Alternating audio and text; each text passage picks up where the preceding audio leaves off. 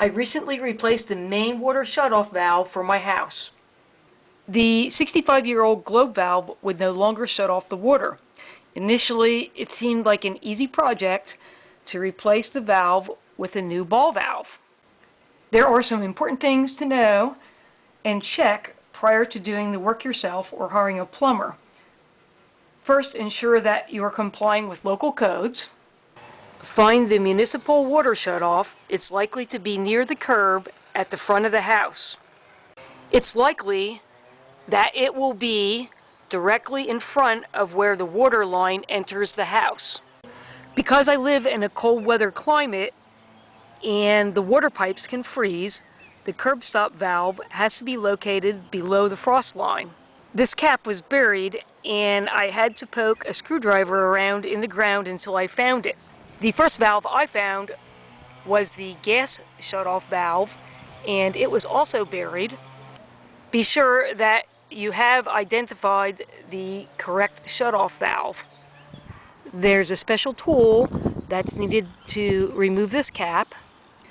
Below this cap is a 1-inch sleeve that needs a custom shutoff key to close the valve.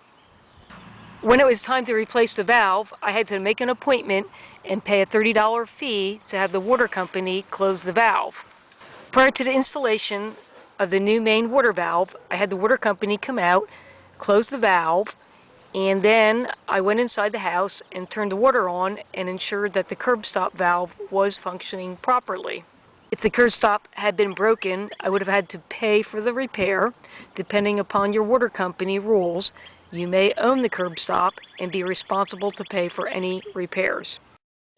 If you live in a warm weather climate, the municipal shutoff valve will probably be in a water meter box located near the curb area at the front of the house.